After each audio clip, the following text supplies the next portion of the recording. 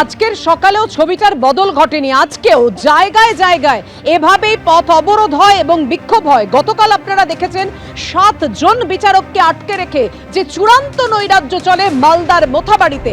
আজকেও ছবিটার বদল হয়নি। এসআইআর এর কেন নাম ওঠেনি এসআইআর এর তালিকায়, কেন নাম ডিলিট করা হয়েছে, তার প্রতিবাদে আজকে জায়গায় জায়গায় বিক্ষোভ, অবরোধ। গতকাল প্রাণ হাতে করে গাড়িতে বসেছিলেন বিচারকরা, কোনো মতে উদ্ধার করে এলাকা থেকে জুডিশিয়াল অফিসারদের নিয়ে বেরোয় কেন্দ্রীয় বাহিনী ও পুলিশ। তখনও চলছে হামলা, বিচারকদের গাড়িতে উড়ে এসে পড়ে ইট ও পাথর। এক মহিলা বিচারকের আর্তচিৎকার পর্যন্ত শোনা যায়। মোথাবাড়িতে গতকাল বিভীষিকার সাক্ষী হয়েছিলেন বিচারকরা।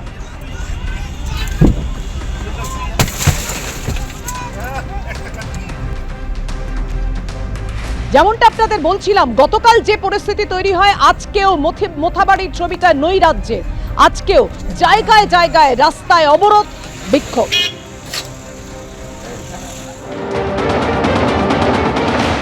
আমরা এই মুহূর্তে মোথাবাড়িতে রয়েছি এবং যে ছবি আমরা এই মুহূর্তে দেখানোর চেষ্টা করছি যে রাস্তাতে কার্যত আগুন জ্বালিয়ে যারা গ্রামবাসীরা রয়েছেন তারা কিন্তু বিক্ষোভ দেখাচ্ছেন এবং তাদের বক্তব্য পরিষ্কার যে তারা বৈধ ভোটার, কিন্তু তারপরেও অভিযোগ তাদের যে তাদের ভোটার তালিকা থেকে কিন্তু নাম বাদ গিয়েছে। তারা 13টি নথি জমা দিয়েছিলেন, বারবার শুনানিতে অংশগ্রহণ করেছিলেন এবং তাদের এই মুহূর্তে প্রশ্ন হচ্ছে যে কেন তাদের নাম বাদ গেল এবং প্রশাসনের কাছে তাদের দাবি, কমিশনের কাছে তাদের দাবি যে তাদের ভোটার তালিকাতে নাম অন্তর্ভুক্ত করতে হবে এবং সেই দাবিকে কেন্দ্র করে গতকাল থেকে কার্যত রণক্ষেত্রের চেহারা মোথাবাড়ির বিভিন্ন জায়গাতে আমরা দেখতে পাচ্ছি। ইতিমধ্যে কেন্দ্রীয় বাহিনী যা গতকালকে প্রায় অনুপস্থিত ছিল যখন 7 জন বিচার বিভাগীয় আধিকারিককে বিক্ষোভ দেখানো হচ্ছিল গ্রামবাসীদের তরফে, এখন দেখা যাচ্ছে যে সেই সেন্ট্রাল ফোর্স তারা কিন্তু ইতিমধ্যে এলাকাতে রয়েছেন। তারা গতকাল থেকে বিভিন্ন জায়গাতে টহল দিচ্ছেন, তাদের ডিপ্লয়মেন্ট হয়েছে, কিন্তু দেখা যাচ্ছে যে তাদেরই সামনে কিন্তু কার্যত যারা বিক্ষোভকারীরা রয়েছেন, যারা গ্রামবাসীরা রয়েছেন, তারা রাস্তা আটকেছেন এবং তারা সেখানে কিন্তু বিক্ষোভ দেখাচ্ছেন এবং কোনো গাড়ি সেখান থেকে যেতে দেওয়া হচ্ছে না। অ্যাম্বুলেন্স, সেই অ্যাম্বুলেন্স কিন্তু